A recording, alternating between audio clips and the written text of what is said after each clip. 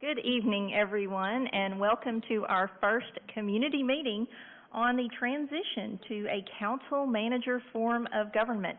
My name is Renee Bartlett. I am the council member for District 5, and with me this evening to my left is James Ross, who is on the Governance Transition Committee.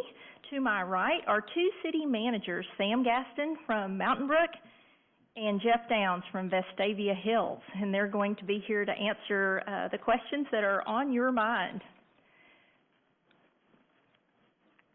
Let me start with, well, my little thing's not working, sorry, hold on a second.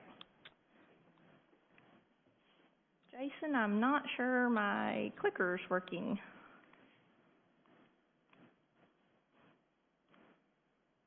I don't know if you can...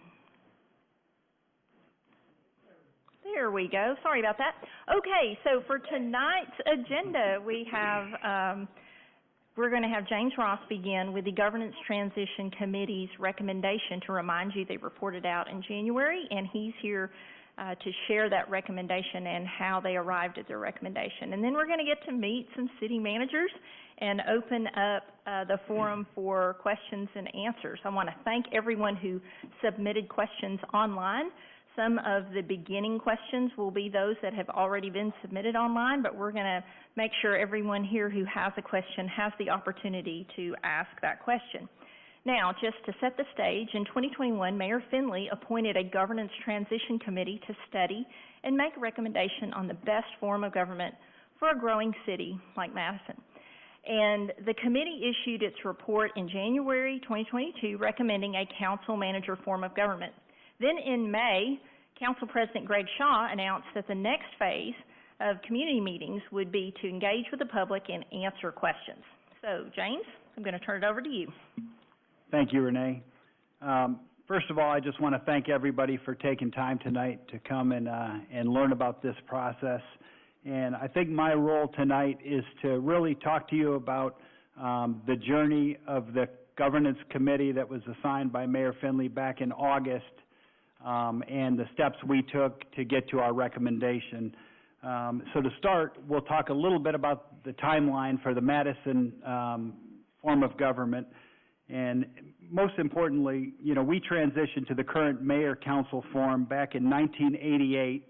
And then in 2015, another committee led by the Committee of 100 did a report where they also looked at this issue and also made a recommendation to move forward to the council manager form of government.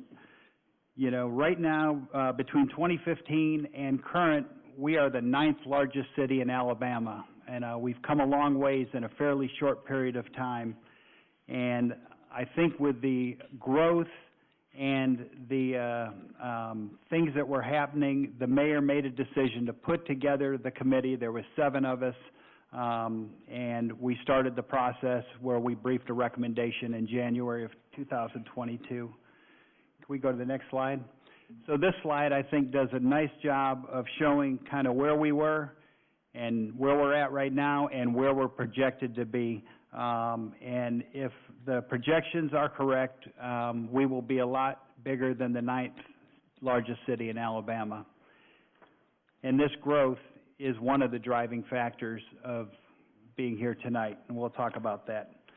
So this is really the 4 key areas that our committee spent the time between August and January working from. It was definitely a learning environment. We did a lot of listening. We met with leadership from 6 Alabama cities, both elected leaders as well as sitting city managers. So we got to see both sides of how the different cities in Alabama were being run. We talked to all of the current department heads for the city of Madison, as well as former Madison elected leaders. Next slide. You know, so as we came to our recommendation, I will tell you our committee was unanimous in our recommendation, and I want to highlight some of the benefits of why we believe that this is a good move for the city of Madison moving forward. So first of all, it will place a credentialed city manager who is a professional in charge of the day-to-day operations of the city. Right now, it looks like Mayor Finley spends probably 85% of his time dealing with the day-to-day operations of the city. And that was given to us from the department heads who actually monitor Mayor Finley on a regular basis. So in this form of government, you would have a credentialed professional city manager who would take on those roles and responsibility, and that would provide a level of continuity even as elected officials, both city council and mayor, change throughout the years. In this form of government, all policy making, vision, and goal setting would still be established by the mayor and the city council, and the city manager would be responsible for executing that policy and vision. The mayor and the council would share legislative functions in this new form of governance.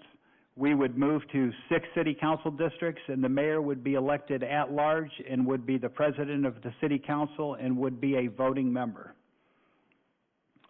The city manager responsibilities are going to be laid out by the gentleman to my right in detail. But in essence, they are carrying out the policies as set forth by the mayor and the city council. I think that this form of government clarifies a clear chain of command and a reporting chain for our department heads. And, you know, one of the things that came up in a previous debate was the concern that if a city manager wasn't performing their duties, you know, what actions are available to the city to deal with that situation, and a city manager can be removed by a majority vote by the city council and president and the mayor / city council president in this form of government if they're not satisfied that that individual is taking care of the job functions that they need them to handle. And, you know, just as important, and I want to foot stomp, this type of government really takes politics out of our city administration and our day-to-day functions, and it makes sure that the city is run like a business. Next slide.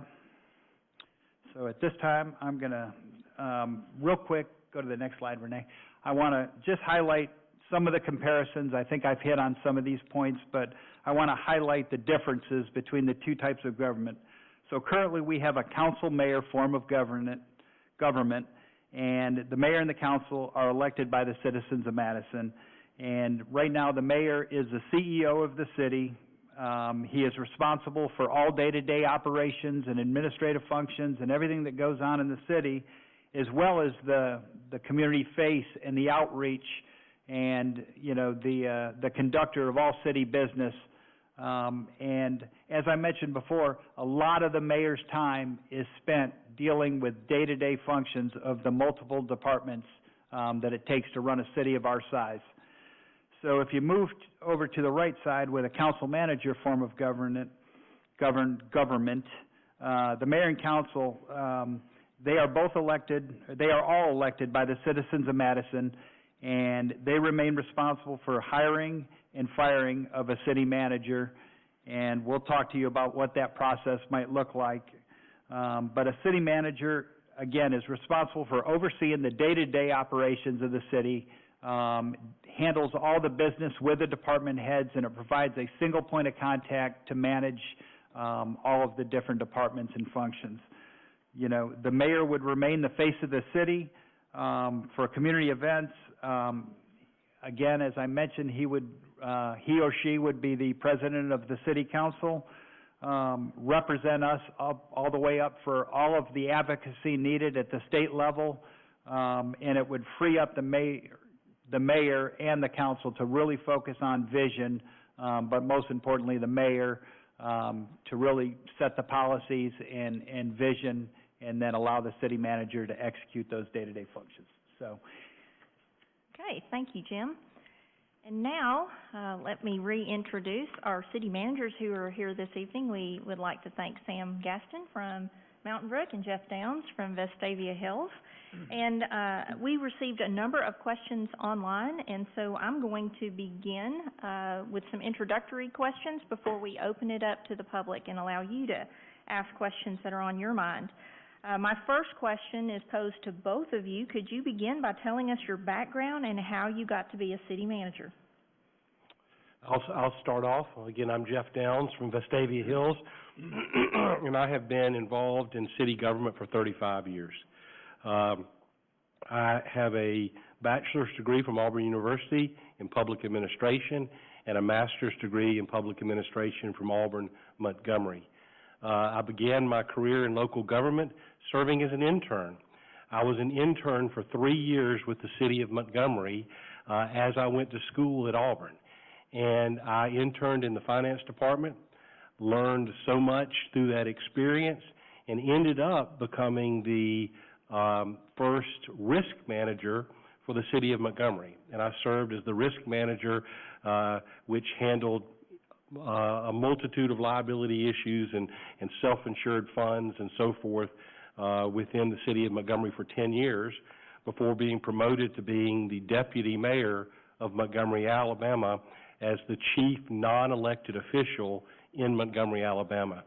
And after 26 years of service with the city of Montgomery, I was tempted away from Montgomery, Alabama, to move my wife and family of 4 to Vestavia Hills, and I have been the city manager of Vestavia Hills for 9 years.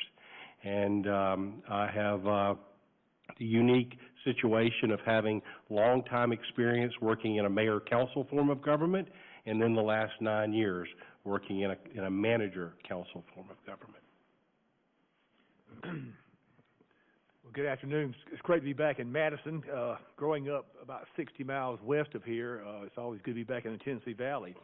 The way I wanted to become a city manager, I had changed my major in college from accounting to public administration, but I was not really sure what you would do for a public administration degree. And about that time, the city of Tuscumbia, Alabama, hired a city administrator. And it was a very nice article about this person and his duties and responsibilities. And my mother saved the article for me, so next time I was home, I read that article, and it was very exciting, like really manage a city, grow a city, solve problems, etc. And so I went to see this man. His name was Gary Roberts. And so I always remembered his name. I was 19 years of age. So at 19, I kind of decided I wanted to be in local government. I, like Jeff, have a degree from Auburn in public administration, and then I have my MPA from Auburn at Montgomery, but I'm much younger than Jeff. And so anyway, but then I started out in Decatur, Alabama as a planner in 1981 as a planner at your graduate school. And I worked there for almost 4 years. But I knew I wanted to get into administration, so I went to Gulf Shores, and I worked for the city of Gulf Shores as the assistant to the city administrator and the planning director for almost 3. Then I went to Anderson, Alabama. I was the planning director and the assistant city manager for 5 years. And then I went to Georgia as a city manager in Powder Springs, Georgia. And then 29 years ago this month, the job here in Mount Brook fell in my lap, and I've been city manager now in Mount Brook for 29 years. Okay. Well, Jeff, you had mentioned that you came from a council mayor form of government in Montgomery, and now you work in a council manager form in Vestavia. Would you compare the two forms of government? So there are distinct differences, and I would like to say at the very beginning that in Montgomery I worked for 4 different mayors. In Vestavia Hills I've worked with 2 different mayors. So I've worked with 6 mayors either as a subordinate or as a colleague, and all 6 mayors in 2 different forms of government all cared for their city. And we're all fine people, and I remain friends with all 6 to this day, except for the first mayor I worked for in Montgomery, who's passed away. So when you talk about forms of government, I don't want to disparage the intent and the desire of these wonderful elected officials doing wonderful work for their various cities. But the way the work is accomplished is dramatically different in my experiences in the mayor-council form of government versus the manager-council form of government. The manager-council form of government clearly is a form of government that is more business-like.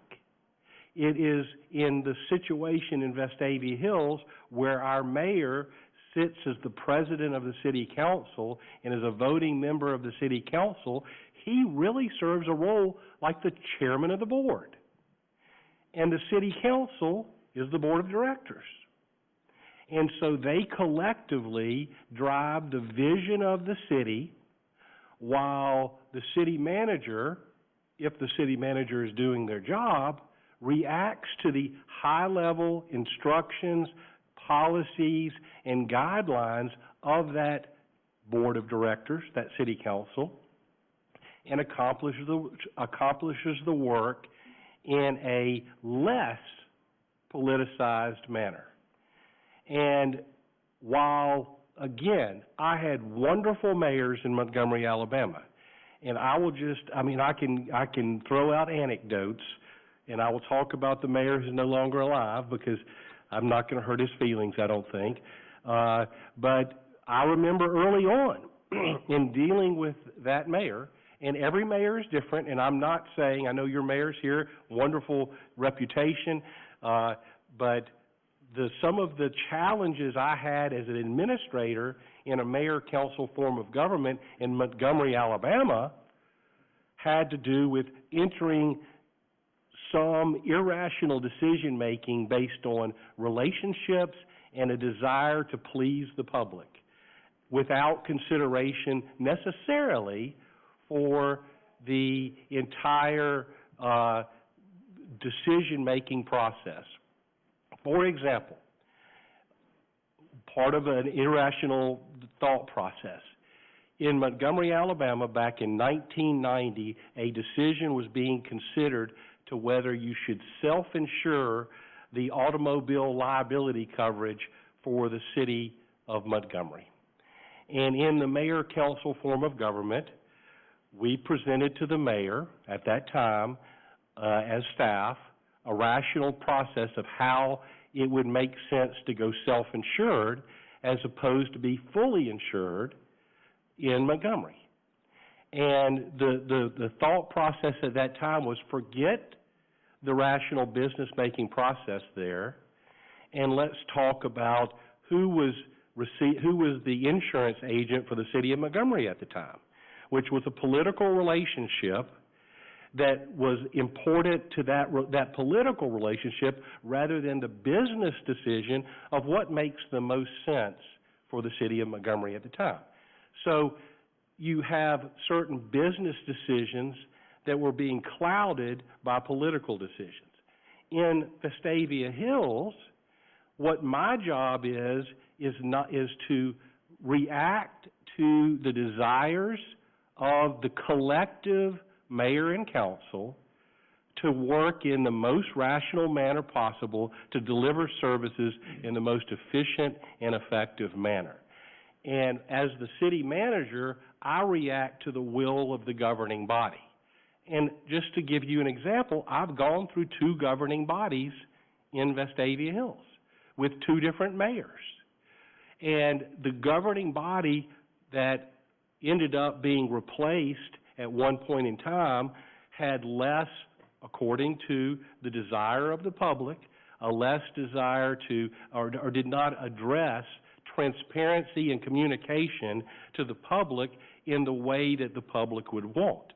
So new council and mayor were elected in 2016, and it was a strategic decision that we needed to, in Vestavia Hills, communicate better, to do a better job of sharing information and engaging with the public in the decision-making process of government.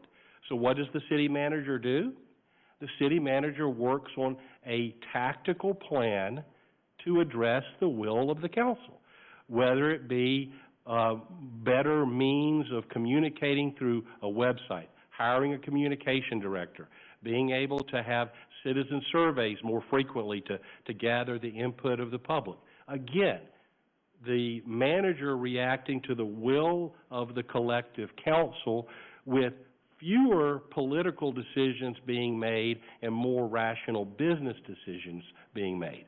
Now, in Vestavia Hills, the relationship between the city manager and the mayor, in my experience, because I've worked with 2 different mayors in Vestavia Hills, we are best of friends.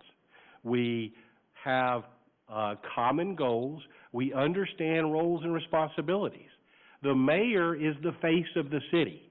When there is a presentation to the Chamber of Commerce in Vestavia Hills, the mayor gives the presentation to the Chamber of Commerce.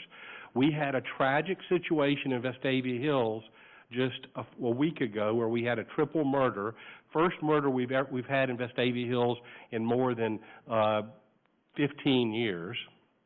And as you saw the tragic situations in Vestavia Hills unveil, the mayor took front and center in talking to the community and addressing the community. The police did their role, but the mayor was the face of the community in that tragedy. The mayor's the face of the community in many respects. The day-to-day operations is run by the city manager.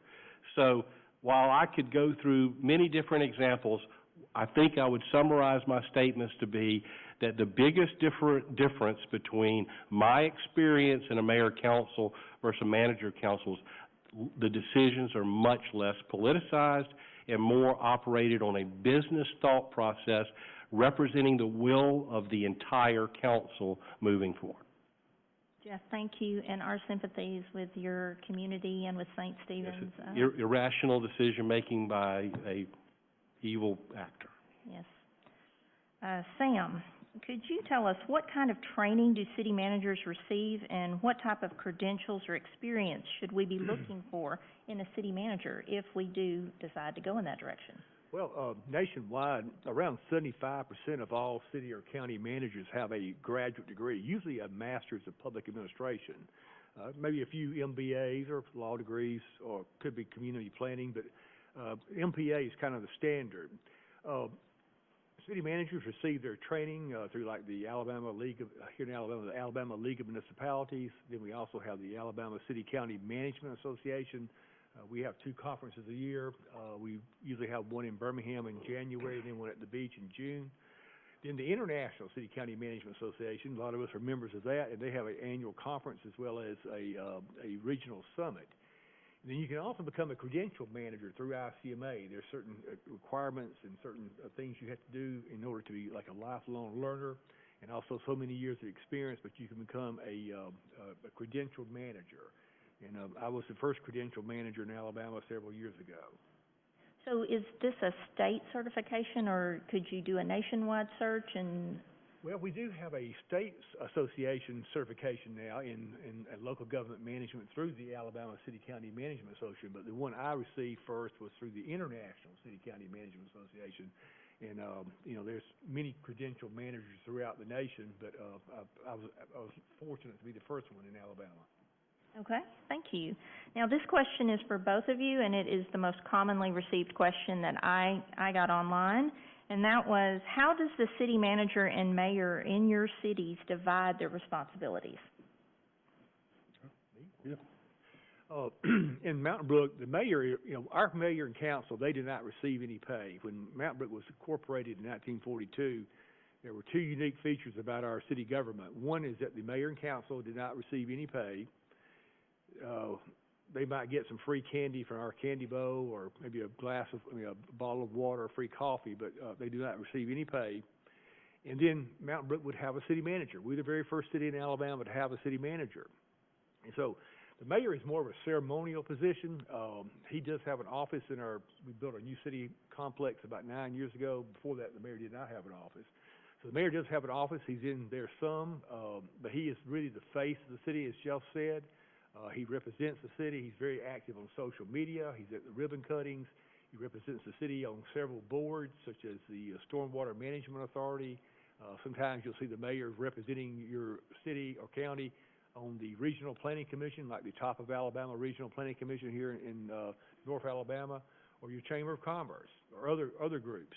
And so the mayor is a policymaker. He helps direct policy for the community. And under the true council manager form of government like Vestavia and what you have, the mayor is really a member of the council, has a vote, and will preside at the council meetings. So the mayor has more of a role under Vestavia than sometimes a mayor who's kind of a standalone mayor with no vote. And in Vestavia Hills, as Sam referenced, in our particular form of government, our mayor serves as the president of the city council, and in that role has a vote on matters that come before the city council. He manages all of the public hearings. He is the lead policy maker in coalescing general policy amongst he and his fellow colleagues on the city council.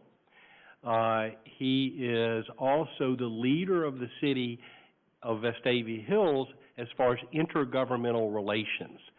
So when he is has been the leader of the Jefferson County Mayors Association.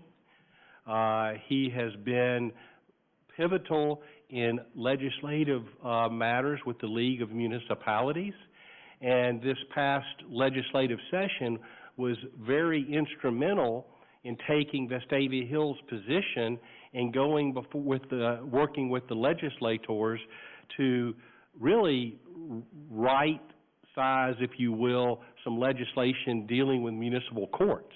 And he took the lead on that, working with the legislative body.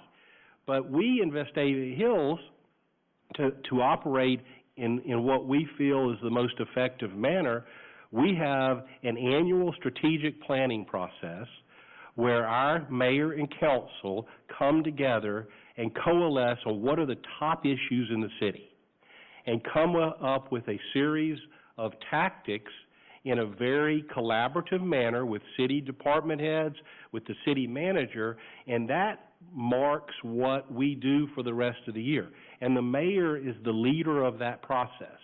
So the mayor is the leader of the policy-making process, is the face of the city, and is working to push forward the high-level goals and objectives of the city, while the manager is working on a day-to-day basis with in Vestavia Hills with the department heads reporting to him or her to achieve and execute on the policies and procedures, the policies and visions of the elected body. And we do so seamlessly, and we collaborate in Vestavia Hills between the city manager and the mayor on a daily basis. Go ahead. I would add also the mayor is also like the spokesperson for the city. And so a lot of times if you have press conferences or maybe news releases or whatever that's going to come maybe from the mayor. And like I said, besides those duties, like I said, the rest of the day-to-day operation as far as supervising the department heads, carrying out council policies, seeing that all the laws and ordinances of the city are enforced, that is my job as the city manager. Okay, thank you. Jeff, some have expressed a concern about accountability when it comes to a city manager, as currently Madison residents vote for the mayor who runs the day-to-day operations of the city. How is a city manager held accountable? Well, first of all, formally, the city manager is held accountable through a contract.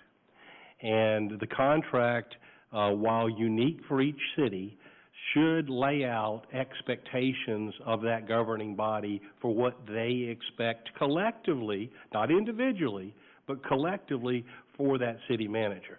So if that city manager is not performing as the contract lays out, there are ramifications of that. Furthermore, to give guidance to the city manager, most councils in a manager-council form of government have a performance evaluation means, which I get evaluated on an annual basis. I know what's coming. I have a 4-page list of expectations for me as the city manager. And we sit down and we go over that every year as we try to determine what are the skills that I have that are the strongest and what do I need to work on. And it's a very healthy conversation. And then also, I go back to the strategic planning process. When we develop a strategic plan, we have a book of action items that we want to get accomplished in Vestavia Hills over the next period of time, or even for a longer period of time. And when we get back together, the first step of that is a public evaluation of what have we succeeded in doing this past year and what have we not. And that falls on the city manager and his or her staff to execute on the vision and the priorities of that city council. All of these wrap up into a position of that council, that mayor and council, on the productivity and the ability for that city manager to meet the expectations of the city. And if it doesn't work, then you exercise provisions of the contract to move on in a timely manner based on a good, clear, objective evaluation.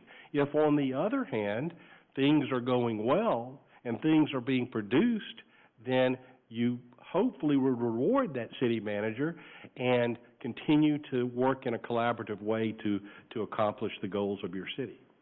And you're in a city where that actually played out. You had a short-term manager. I think James reported that in January, and then you came aboard. And yeah, the change in the form of government took place in 2012 in Vestavia Hills, based on a vote of the people, and the first city manager was hired, and while he took over as city manager in the fall of 2012,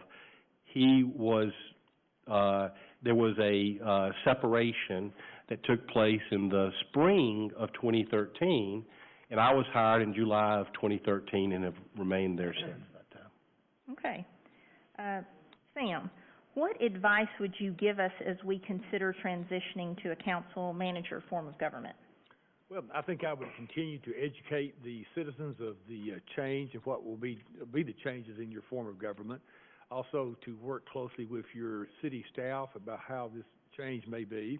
And then also, you would want to recruit, hopefully, a very strong, seasoned professional to run your day-to-day operation, somebody who's committed to this is a profession. And so that somebody who is committed to good government and also good quality services to the public. Okay.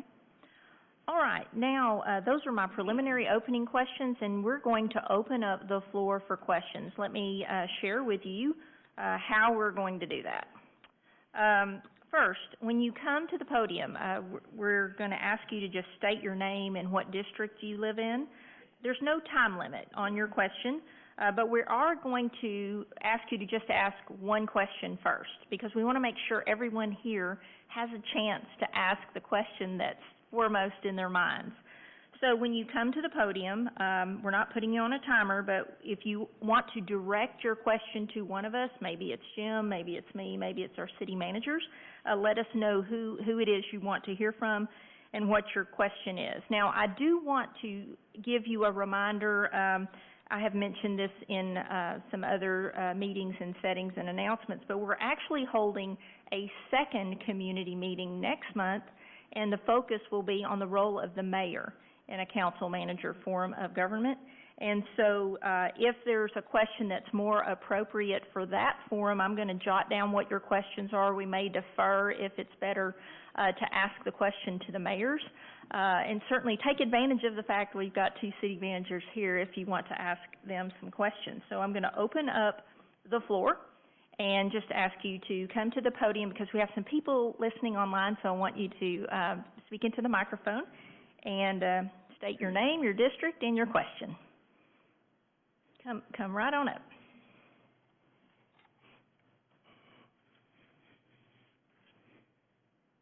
My name is Pat Friel, District 1. I am a retired Army officer. A big part of how we do business in the military is chain of command. How does the chain of command work within the city manager system? In Vestavia Hills, we have 9 different departments with 9 different department heads, and they report to me as the city manager. That is the chain of command. There is no confused chain of command. By the state statute and by the form of government that we operate under in Vestavia Hills, a city councilor cannot give direction to a department head. The city council or the mayor goes through the city manager to get an answer to the question, and we work collaboratively to react to that desire. And then policy is made by a collective decision-making process of the council, not by one individual counselor. Hopefully that answers the question. In Mountain Brook, we have 7 department heads, and then I have an assistant to the city manager. They all report to me. Now, the the library is a little bit different. The library director, we have a separately incorporated library board. And so the library director actually answers to the library board, but they're treated just like city employees with all the benefits, 10-hour staff meetings, et cetera. And so there's a clear line, you know, about who runs the city. That's the city manager through the various department heads. The mayor and the council, they are the policy makers for the city. They're the board directors, and so they make policy. Staff and I, we work with the mayor and council trying to help them develop policy, but we don't decide on policy, but we help them try to make the best decision. Give them information to make good decisions, but once the decision is made by the mayor and council, it's our job to carry that out. Okay, next question.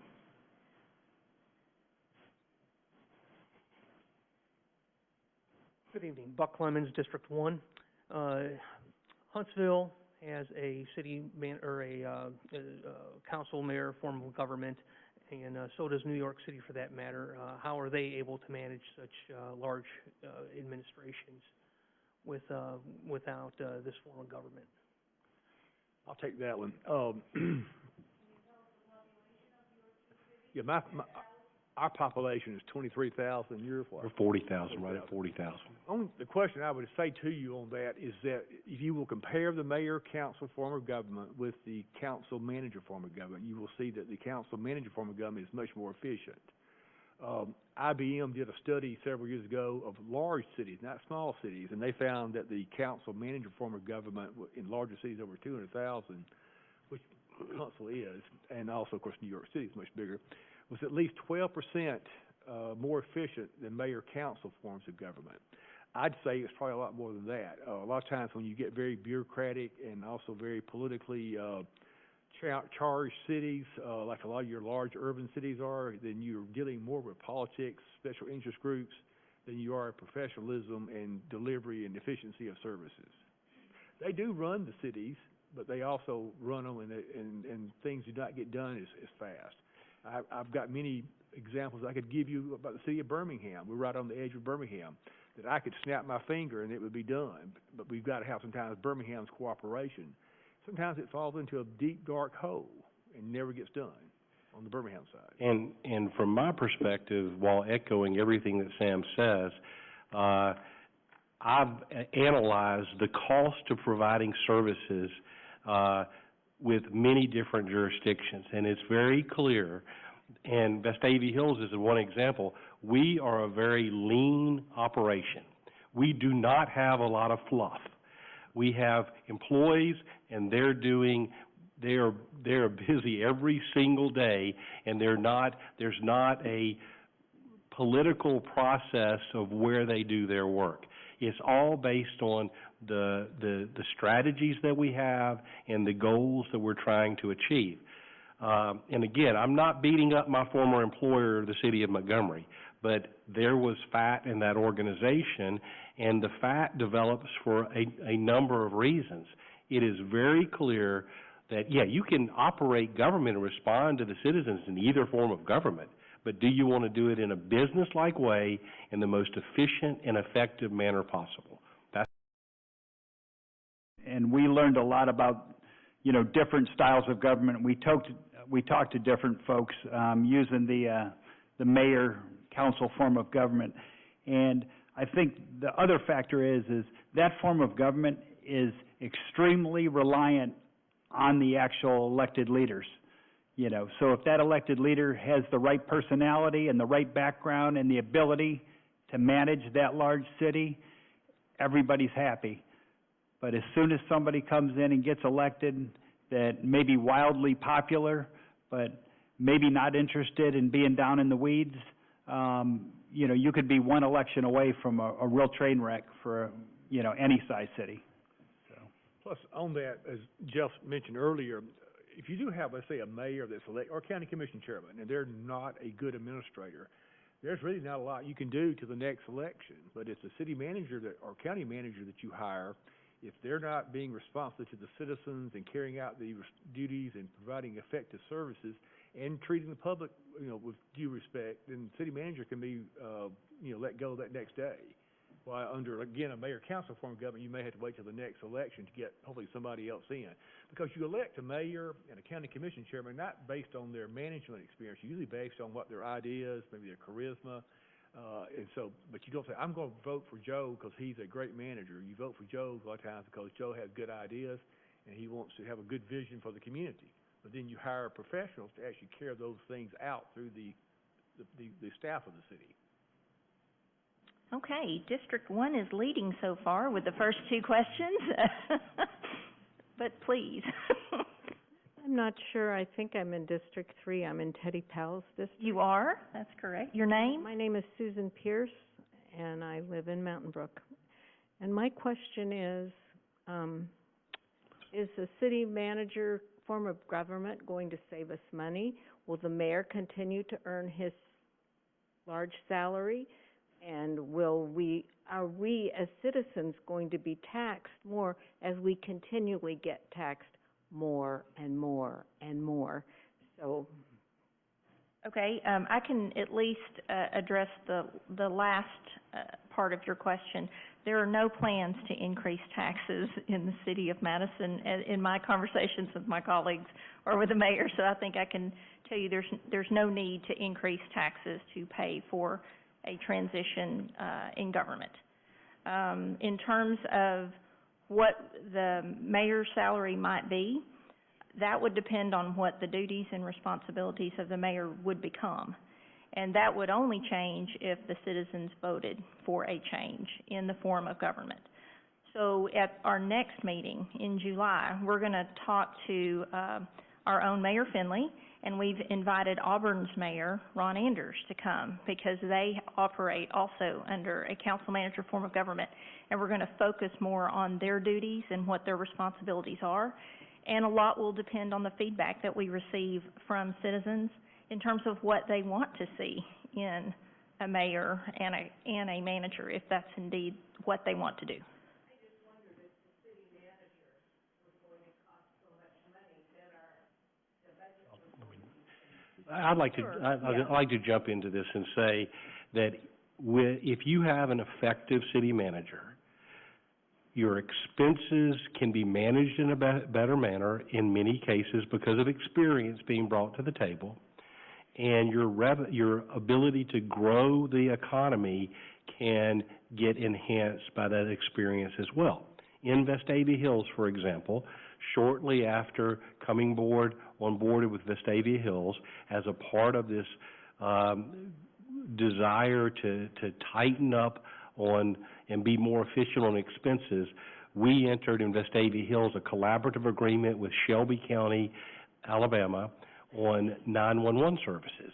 And by sharing 911, it was right for Vestavia Hills. It might not be right for the conversation in Madison, but in Vestavia Hills, we were able to collaborate with Shelby County, combine our 911 centers, and we saved $500,000 a year.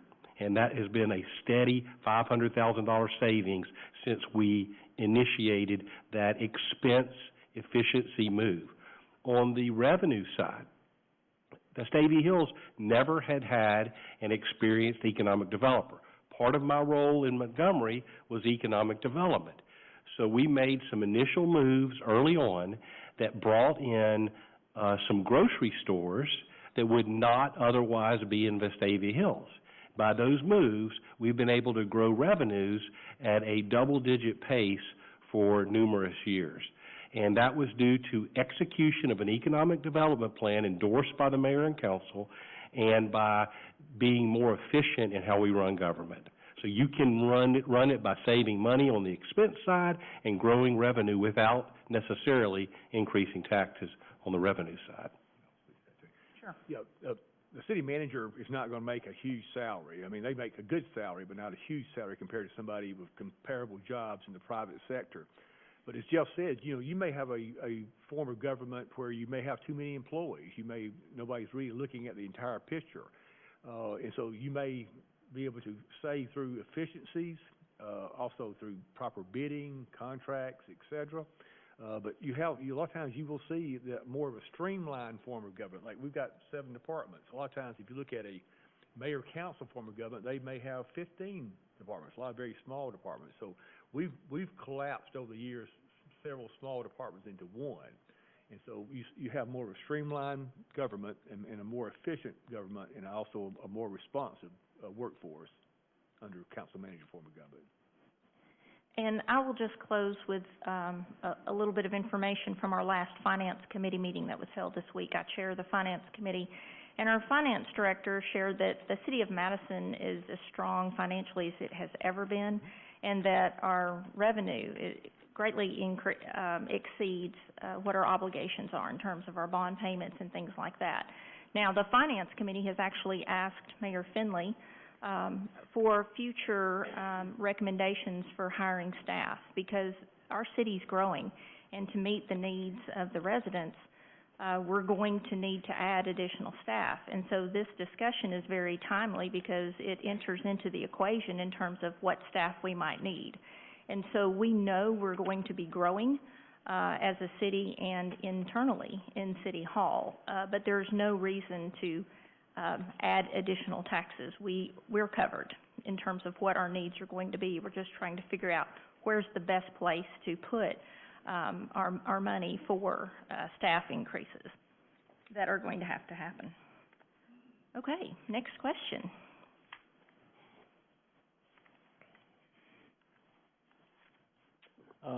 Tim Holcomb, District 1. First off, Mr. Gaston, Mr. Downs, thank you very much for spending your time to come up here and as we look at this issue once again.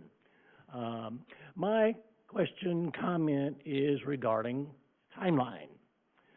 Currently, Madison City won't have their municipal election in 2024 as it typically would fall because of the national election, and it has been moved to August of 2025.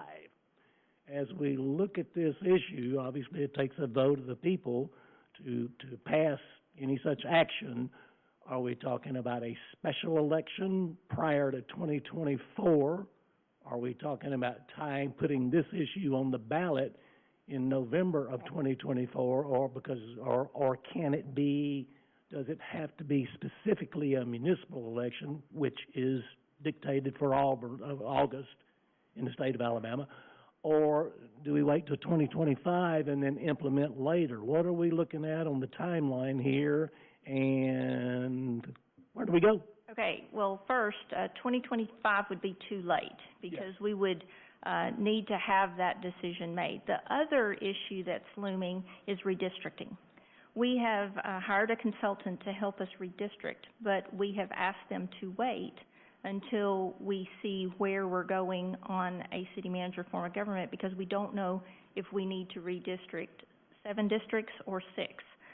So that also has to wait until this decision. Now, under the Council Manager Act, there are certain timelines put in place that we actually have no control over, because certain things trigger based on when a petition is signed with the requisite number of signatures, because once you get the requisite number of signatures, you then submit those to the probate judge, and there's a timeline for when the election gets called after, within a certain period of time of when the signatures are obtained. So we don't know at this stage how many people are interested in doing this, how many people are interested in signing a petition, how fast that might occur. And so those unknowns sort of impact when we might be able to vote on the matter. But given some of those uncertain variables, I think it is likely that if a petition is signed with the requisite number of signatures, that would be done in a special election. And that would be something then that we would need to budget for. Prior to 2024, I'm assuming. Yes, yes. Yeah, that's good thinking, and certainly a good way to go. Turnout, obviously, at a special election wouldn't be what it would be in a national election, or even probably in the 2025 election. But I don't know, this is a pretty strong issue that people would probably show up to vote on it, I would think. Yes, I think that there is great interest just from the attendance this evening and the questions that I've received from people who couldn't attend this evening. So some of it is uncertain, but it needs to be sooner than later, because if you move to that form of government before the 2025 election, there are a number of things that have to happen internally with staff and rewriting of policies and different things to prepare for that event. I think our city attorney who had her last day this week, she had advised us that it could take her a couple of years to rewrite some of the policies and things to get ready for that transition. So sooner is better. And waiting on redistricting is a wise choice, and I applaud you for that, because there's no reason to redistrict now, even though you've got the numbers. Sure. If you're considering a change going on into 6 districts, there's no reason you have to do it now, and you don't, that won't matter till 2025. I applaud you for that. That's correct. Okay. District 1 is still in the lead. I know Mara's keeping tabs over there, so.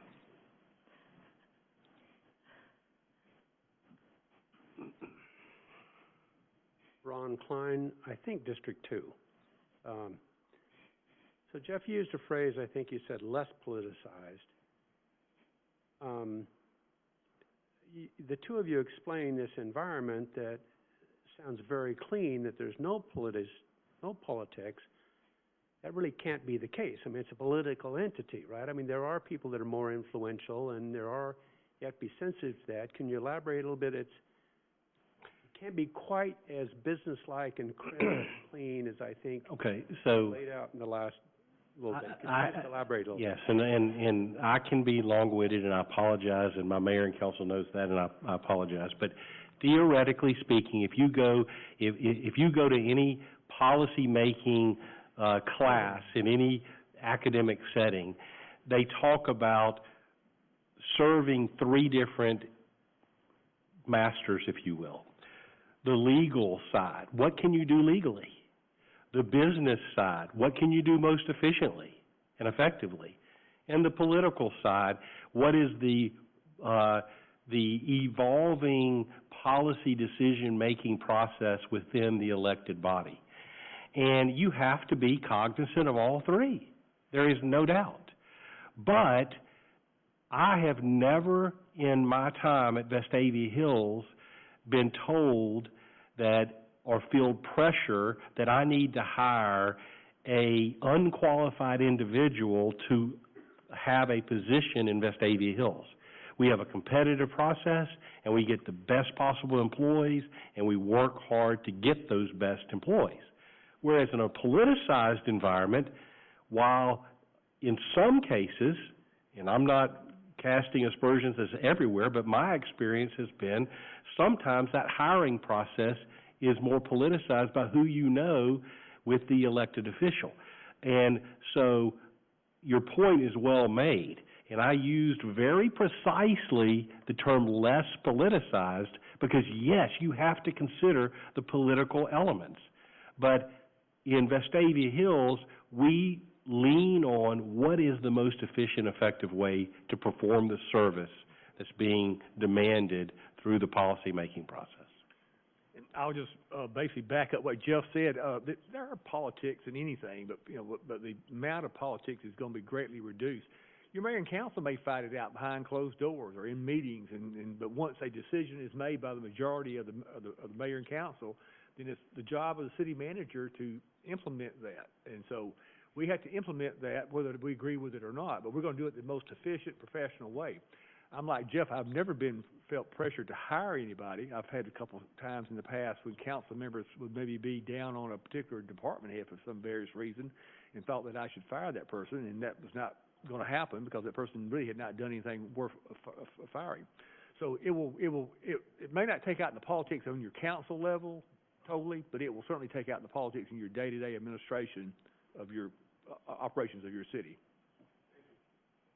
Okay. Anyone else have a question?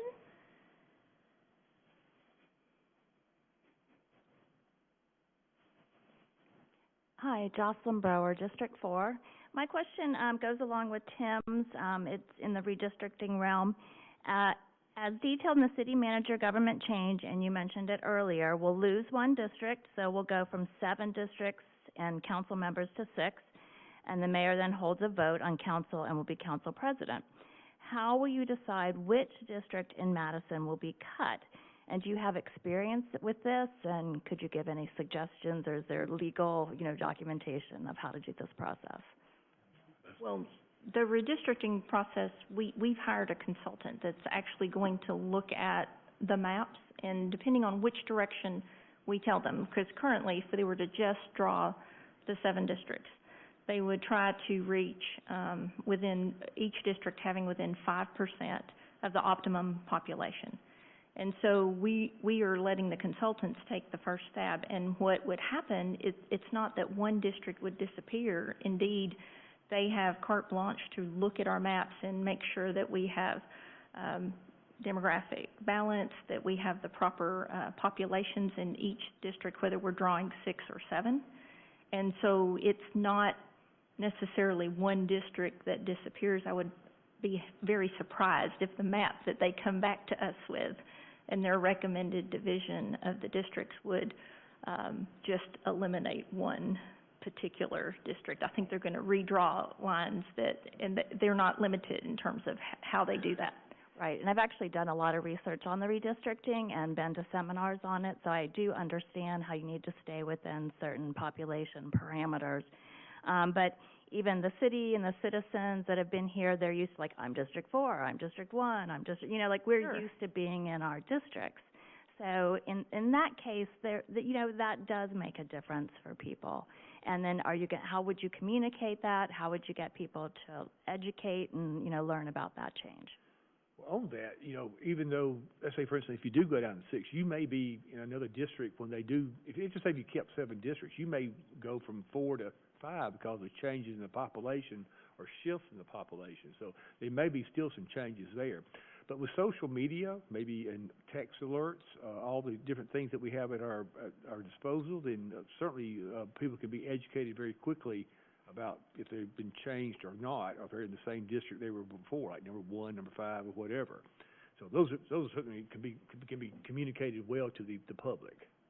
Right, and the other problem we have, too, with local elections is people don't always vote in their local elections the same as where they vote in national or even state elections. Mm-hmm. So people end up going to the wrong place, and sometimes it's at the last minute, and they don't have time to get across town, especially with, I'm sorry to say, our traffic issues here in Madison. I don't want to bring up another sore subject, but so is any advice there as well? But the topic you're bringing up in terms of timing, that's a corollary to what Tim was asking earlier. This is the right time to consider this issue because we already know there's going to be some shifts, right? Because of the growth on the west side, the redrawn lines were going to cause us to have to communicate changes anyway.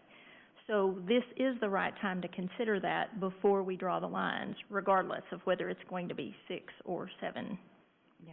I would imagine certainly with the rapid growth that you have experienced over the last 10 years or 12 years now since the last census, that you will certainly have some changes regardless.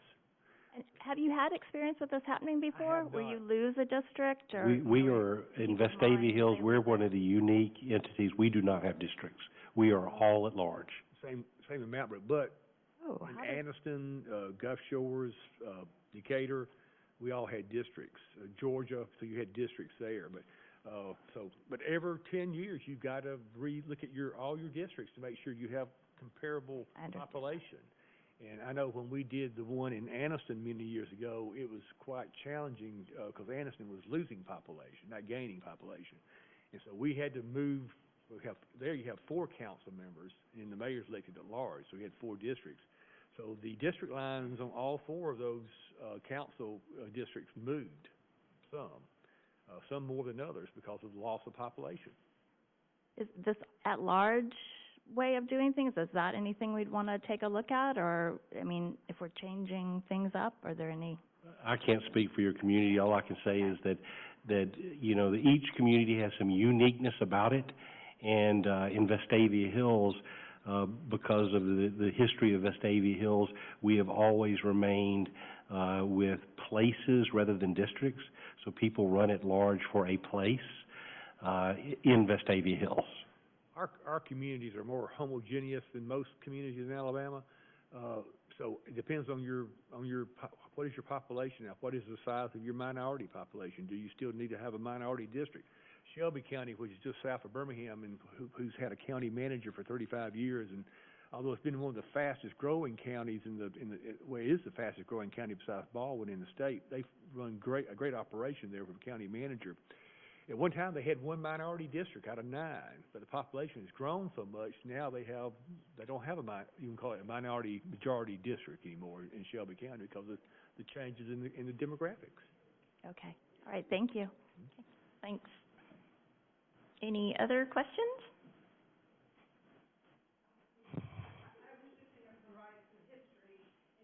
Wait a second, Mara, get to the microphone so they can hear you.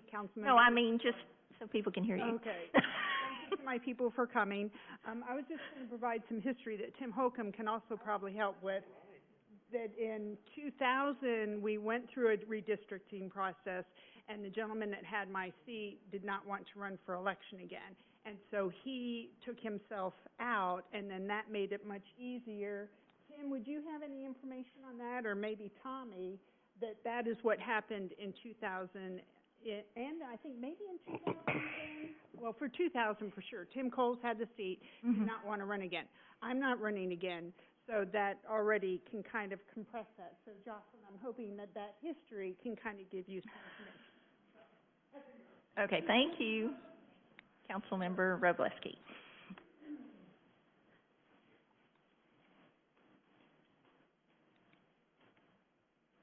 Heather Morgan, District 5.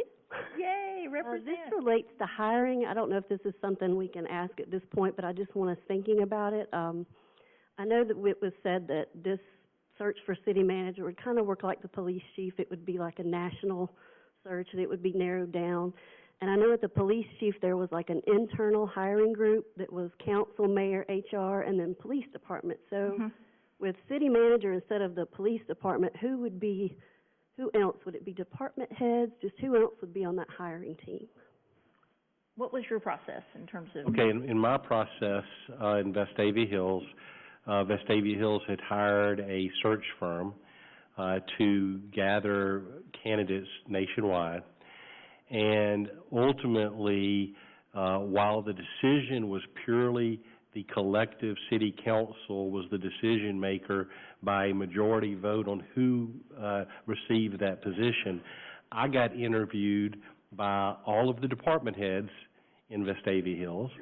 I got interviewed by the entire council, and then I was put before the community and interviewed by the community at a meeting just like this, where me and the other finalists, 2 finalists, were asked questions by the public. And so through that process, it was narrowed down to 2 candidates. And then in Vestavia Hills, I had to take a battery of psychological tests and varying third-party industrial psychologists analyzing who I am, how I am, and that report was generated back to the city council, and they ultimately made a decision. I did not have to go through quite that extensive that Jeff did, because I've been in my position since '93, but that is a great way to do it, is to have, because the mayor and council, they'll make the final decision. They're the governing body of the city, and they'll make the final decision, but it helps to have input from the public. It certainly helps to have input from the department heads and some of your senior managers. What I do when I have a department head that I'm hiring, I will narrow it down to three candidates. And usually I will have a meet and greet for the mayor and councilors come by and meet all 3 candidates. Now, I'm still going to make the choice I think is best, but I want the mayor and council to kind of at least meet the candidates and give me some feedback, what they think about the candidates and their backgrounds and their education and their experience. So anyway, get the public involved. Again, the final decision will be made by the governing body, but it should have a chance. Is this person going to be the right fit for your community? Because the manager has to be a right fit for your communities. Sometimes people are hired and they're not a good fit. Nothing against the person that was hired before Jeff as the first city manager in Vestavia, but it was pretty obvious he was not going to be a good fit pretty quickly. And Jeff's been a great fit there for his personality and his work ethic. So anyway, try to find somebody who will be a good fit, who wants to see that Madison is the greatest place in the world to live, because you do have an outstanding community here. Okay. Anyone else? Margie Daly, District 6.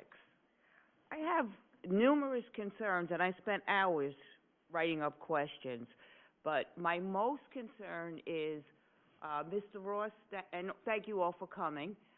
You mentioned population as a reason for this, so I don't understand the need for this. It is, as my research shows, it's not popular in Alabama to have this type of government, and we are double your population, and you're 1/3 of our population. So if the only need for this that you gave was because our population, then it really doesn't make sense. My other issue is policy changes. Structure of debt, what happens to that?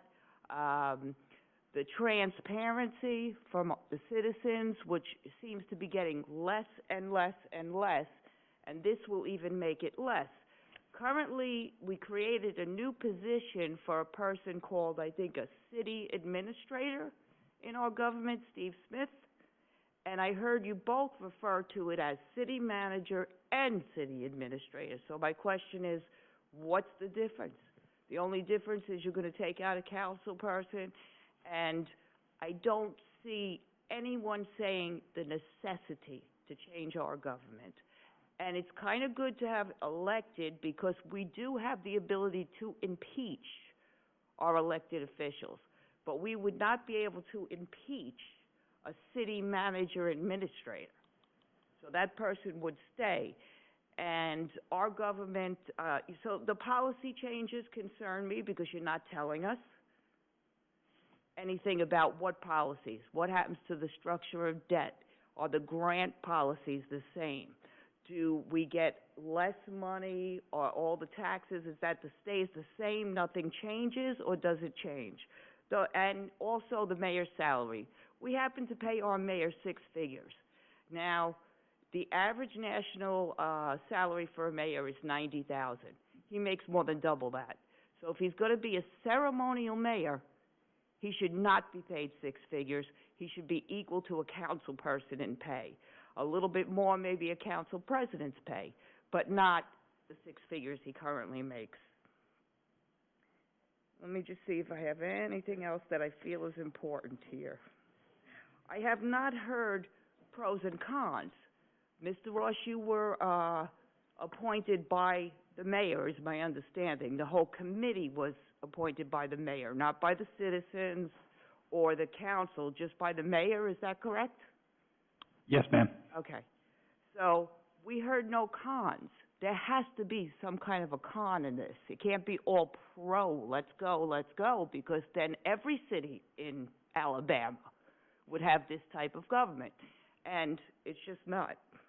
It's a very, I don't know how many cities have it, but from what the net says, it's not a very popular form of government. Not yet. Thank you. Let me ask you, what state are you from originally? New York. Okay. If you'll check your state and most of the northeastern states, I know, but I'm going to just give you a little history real quick. You have a lot more communities in the northeast, the Midwest, and most of the southern states, except for Alabama, Mississippi, Arkansas, Louisiana, West Virginia, who have many more council manager forms of government than they do have mayor council. There's been 3 reasons given why maybe the council manager form of government has not been real popular in Alabama, although we have gained several the last several years. One is that we never had really good legislation to make it easy for cities to adopt the council manager form of government without going through special legislation. Thank goodness after several years of trying, and thanks to John Allen here, we were able to get a bill passed in the legislature 2 years ago or 3 years ago, where now it makes it much easier for a city to go to a 5 or 7 member council without going through special legislation. The second one is that Alabama has unfortunately never had a real champion for professional management. Our League of Municipalities does not really promote it. They don't campaign against it. Auburn University has probably been the best one to have professional management. They do mostly go through county government and professional county administrators. And then 3 is just maybe the political makeup of Alabama. You know, as they say in Alabama, politics is the second most popular contact sport after football. And so, although we only have 15 in Alabama, we have 3 county managers, but if you look at the cities that have a council manager form of government, Madison would be one of those cities that would be ideal for a council manager form of government. You have great schools here, you have a high quality of life, you're like the Vestavia Hills of the Huntsville area. People want to live here in your community. And so, you want to take your community to the next level? Do you want to see more efficient services? Do you want to see the quality of life continue? Do you want to address the growth that you're going to have here in Madison over the next few years? If so, then I guarantee you that the council manager form of government will be much more better for Madison in the long run than a mayor-council form of government. I'm sorry, the policy changes, that's a great point. Policy changes, there would not be any changes.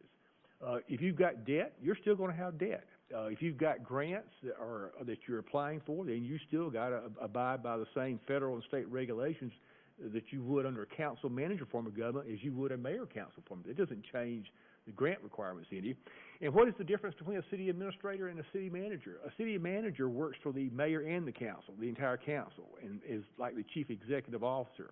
A city administrator is more like a city coordinator. They really work under the direction of just the mayor, and of course they have to deal with the council too, but they really carry out the policies of the mayor and some with the council members. But the city manager, you know, the mayor doesn't fire Jeff.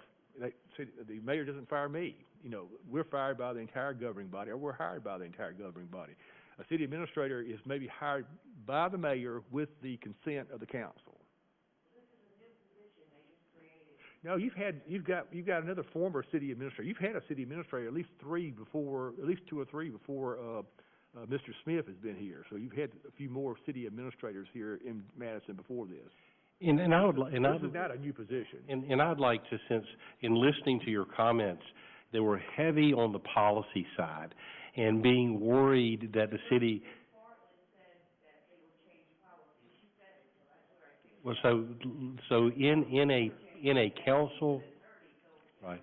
In a council manager form of government, the city manager works at the will of the collective council who makes policy.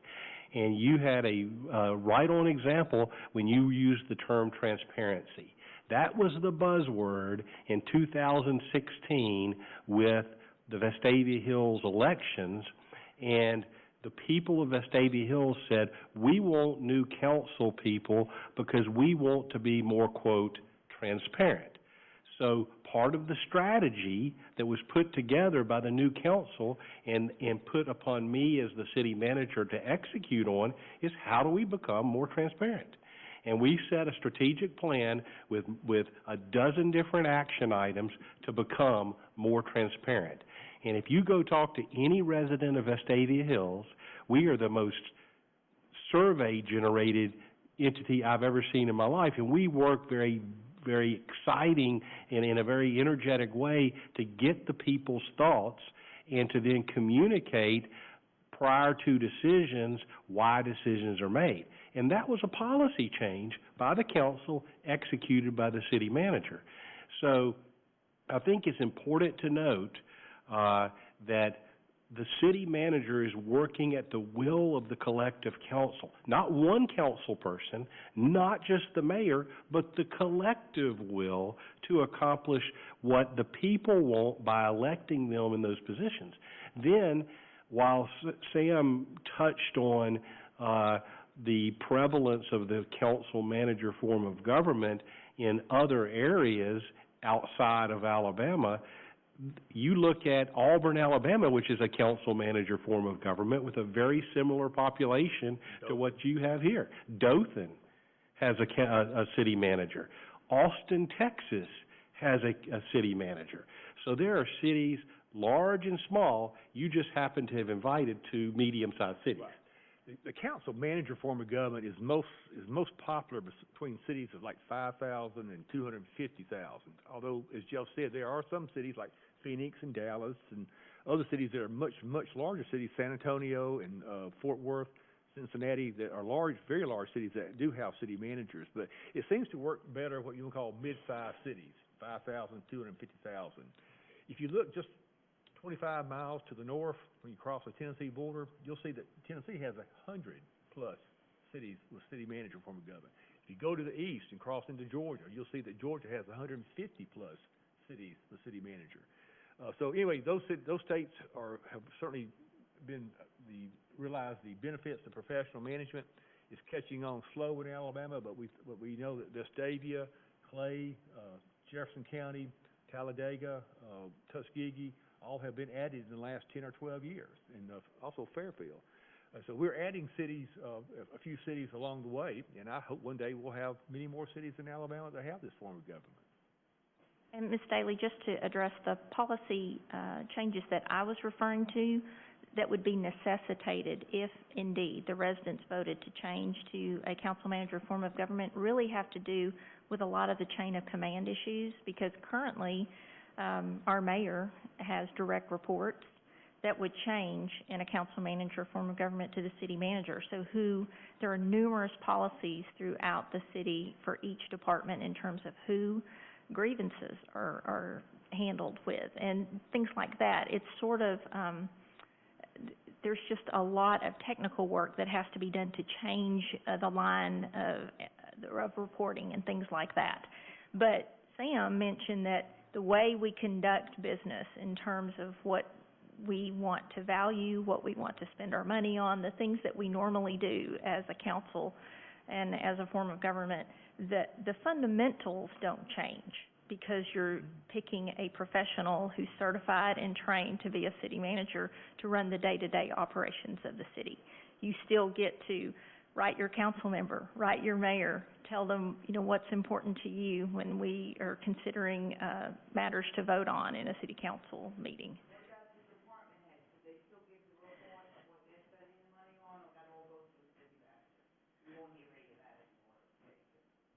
I think what Jeff's point was is that transparency actually increased in Vestavia when the city manager took over those lines of reporting, and so they actually shared even more.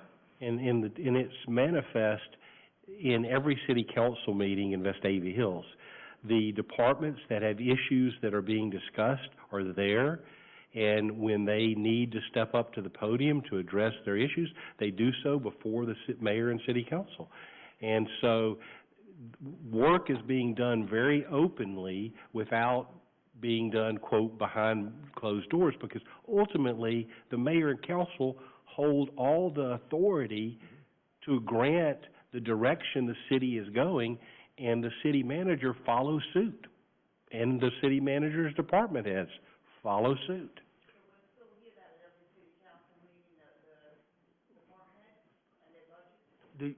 Are you saying that here in Madison, each department head gives an explanation of their budget at each council meeting? Under our agenda, there are certain line items that fall under certain department heads who are asking for a particular resolution. Oh, okay. So you're like a bid or something outside your... Yes. Okay, I see that.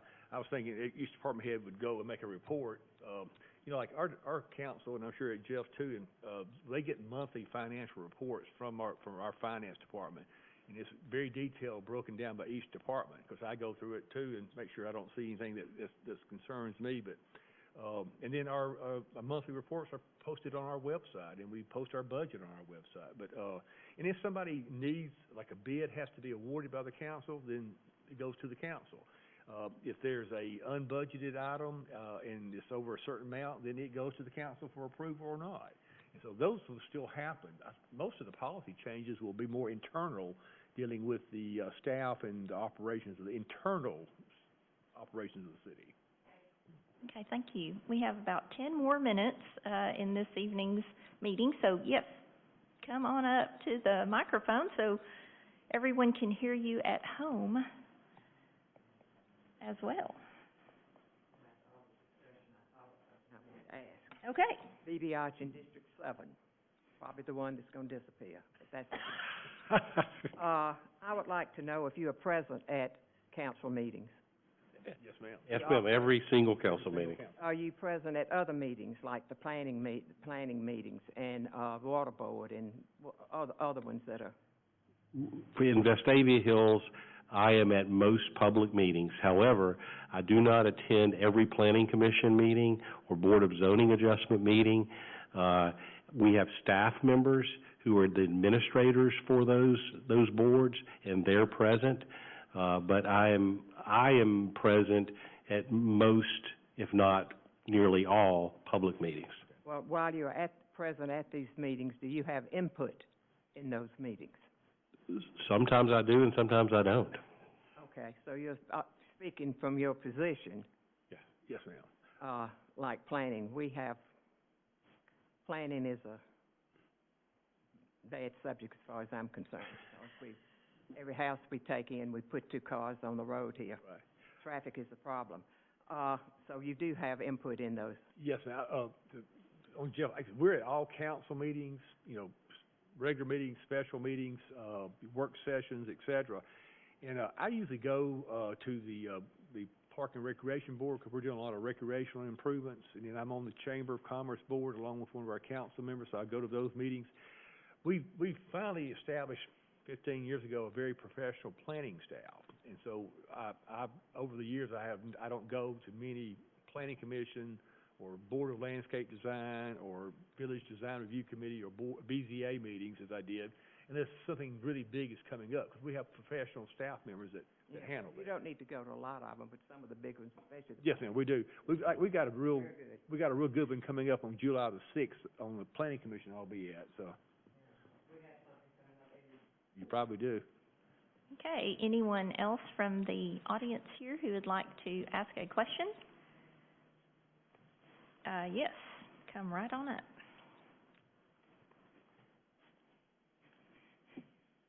David Seymour, District 1. My question is for you, and it's based off one that she had. There's lots of pros for doing this change that the committee is recommending. Surely there has to be some negatives to it, but I haven't heard any. Yeah, as we looked at it, you're always going to hear different points of view, but, the reality is there isn't a lot of negative, big-ticket issues that drove our committee recommendation to make the decision we had. We looked at, pros and cons of both types of government, and, our job was to make a recommendation. That's exactly what we did, and it was based on the preponderance of benefits for moving forward to the council manager form of government. I would tell you that what I think is one disadvantage to the council manager form of government, that is when the mayor and council hires a non-professional to be the city manager, somebody who's not, trained, and this is part of their profession, and just hire somebody because they need a job, who's a non-professional, who hasn't been trained, and who's not really committed to good government and professional government. So, and that happens occasionally, not just in Alabama occasionally, but in other states. I saw something on my ICMA newsletter where some pretty good-sized city in Massachusetts hired a former council member, so, their city manager. So, hire a professional. Yeah, and I agree. That was mostly the horror stories we heard was when cities picked the wrong manager.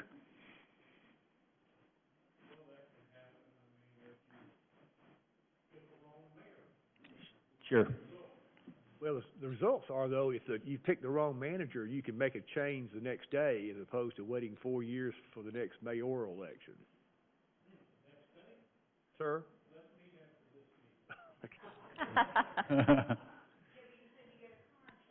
Well, now, Jeff may have a contract. I only have an employment agreement. And so, so if the council fires me for cause, I get a few months of severance pay. I don't get like school superintendents, when they sign a 3-year contract, they get fired in year 1. They get paid for the next 2 years. Most city managers do not have that type of great contract. It's usually anywhere from 4 to 6 months. Some people actually will have a year severance pay if they're fired not for cause. If they're fired for cause. In my contract, I have a contract, and it says that I can be terminated for cause or for no cause. And so if there is a debate in the community about the personality or the fit not being right, you can, if you write your contract correctly, you can take quick action. Now, there are ramifications if it's just a personality dispute or something subjective, but if it's something objective, and it's for cause, then you can do so fairly rapidly with less ramifications as far as payouts and things of that nature. I don't know if this is analogous, but our school system has a superintendent who runs the day-to-day operations and who is paid under contract. When some education contracts are first entered into, there's a probationary contract that's perhaps shorter than what would be the traditional 3-year term. Is that similar in city manager land? I started out with a shorter contract, and now that I've been able to be in Vestavia Hills for 9 years and be successful in my relationships with the council, my contract term was extended. And so, yes, but it can be whatever you as a community want, or as a council wants. Okay, last call for any final question, and we'll move. Oh, yes. Yay, we have another District 5 representative. Slightly off topic, but part of what they considered was what we call split-term elections, where, the mayor and a few council people be elected one term, 2 years later, the rest of them, over fear that you would have a turnover. And I know we've had some pretty major turnovers, but it was never catastrophic. But after coming out of the election yesterday, where we may have had 10 or 12% of the voters turn out, I know Huntsville, when their mayor gets elected, they have a higher turnout. When a couple of school board members and a couple of council people get elected or up for election, they have a much lower turnout. So in both your cities, how do is everybody reelected at one time? Do you have split-term elections of council? We're different. Go ahead. No, you go ahead. We do not have split terms. All 5 elected officials, the mayor and the 4 council members have the same cycle of elections. And in Vestavia Hills, one of the nice things about having a city manager is the continuity of government. We had in 2016, 4 of the 5 elected officials lost the election. So on day one, there wasn't aimless thought process. I had already been there, and we met quickly to get an assessment of where we wanted to go, and we didn't drop anything. But in Vestavia Hills, we do not have a staggered election. Now, we do in Mountain Brook. We, in 2004, I think, we asked for state legislation to be amended for Class 6 cities. We're a Class 6 city. And so we felt like it would be better to stagger our elections so that you'd have the mayor and 2 council members up, 2 years ago. And in this summer, we've got 3 council members up. So you'd always have a continuity in case you did have a drastic change, but you'd have that institutional knowledge that would be passed along by certain council members who actually knew about the city and how it operated, et cetera. In Alabama, we only have, I think, 3 cities. Scottsboro's another one, and then Dothan has staggered elections. Most everybody else, unless I'm missing somebody, elects them all at one time. So there's pros and cons on that. We've found that it's been very helpful to us since we changed to staggered elections in 2004. And Tommy, I should also share with you, because I think you were at a street festival meeting earlier this evening, we have actually postponed the discussion of staggered terms until after we consider this issue, because we think in many ways it is impacted by this issue. Sure. 2 experts here. I don't know about experts. Good to get their opinion. We have one of each. Thank you. Okay, Jim, okay, we're about to come to that. Just a second. Did you have one final question? Okay, all right, and then we'll move. Stephanie Walker, District 5. How important will it be, or is it, for the city manager to live in the communities that they manage? And do you both live in the community that you manage? I live in Vestavia Hills, and it is when Vestavia Hills changed forms of government, that was a mandate in our legislation. 'cause we got special legislation. And, it can be done either way. However, I enjoy being a part of the community that I serve, and it does help me, in Vestavia Hills, because I have 4 children who are going through the school system, and it helps me get a feel for the community. I do not live in Mountain Brook. Every city I lived in before Decatur, and worked for Decatur, Gus Shores, Anderson, Georgia, I lived in that community. Because of the high housing cost in Mountain Brook, the council has never required the manager to live in. Now, some managers have lived in Mountain Brook, but we chose not to. And so, like I said, but for 29 years I've been the city manager. I'm in the Kiwanis Club. I'm on the chamber board. I was on the planning commission for many years. So I'm very active in the community. I just don't lay my head down in Mountain Brook. Thank you. Okay, thank you, Stephanie. And Jim, I'm going to give you the final question of the evening. Who benefits from a city manager form of government? Yes, it's a great question. You know, I really think it starts with the citizens of Madison. They gain continuity, and as you've heard tonight, you know, running the city like a business, their financial interests, I think, are protected best under that form of government. I think our school system benefits. It allows the school system a venue to be involved with the long-range planning and vision and direction of the city. And I think the employees at City Hall, the department heads and all the folks that work for them benefit because they get a clear chain of command and reporting chain, and I think it will be a lot more effective way to manage our way forward through our growth. Okay, well, thank you.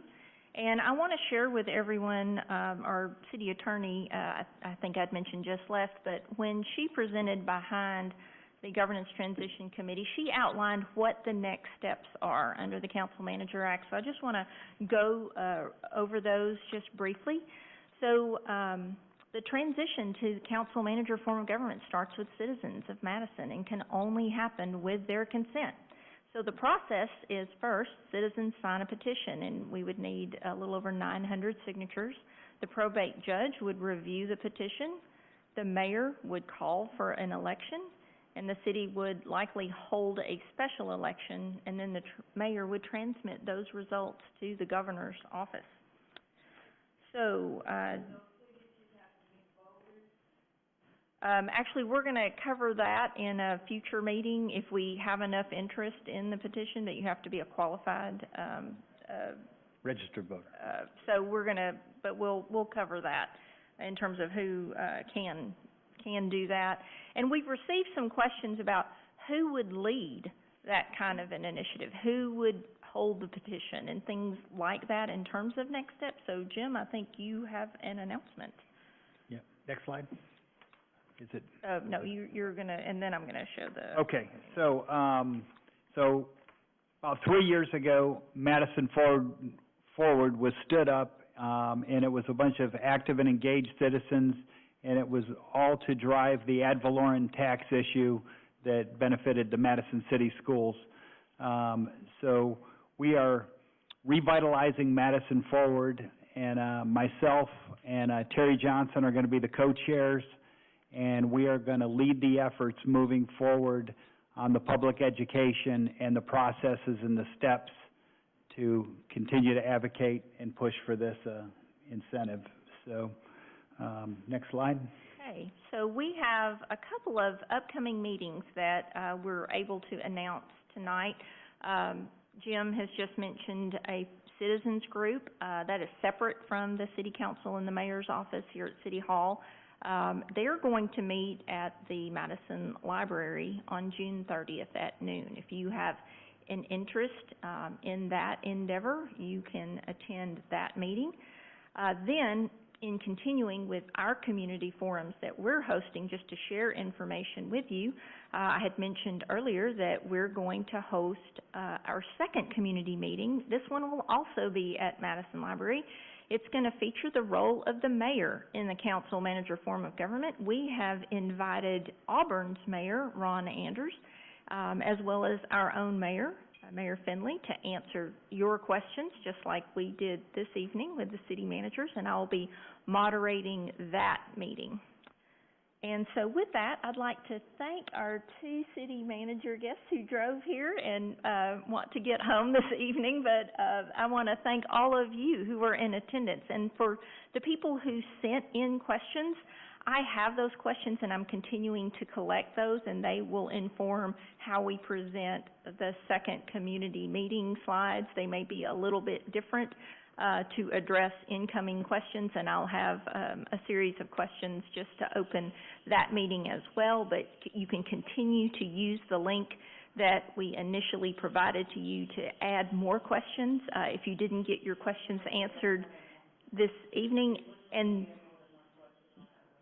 then, okay, I received 2 or 3, I think, from you, because you had asked, I think, about the salary, and we're going to address that in the next meeting, because I think you were focused on the mayor's salary, and so we're going to save that for the mayor's meeting. So you can keep using that, and we'll send out additional information after this evening's meeting later this week on how you can connect with Madison Forward if you're interested in that endeavor. If you want to send me your questions, you can use the same link, or you can email me, and we can collect those for the next meeting. So thank you all so much for being here.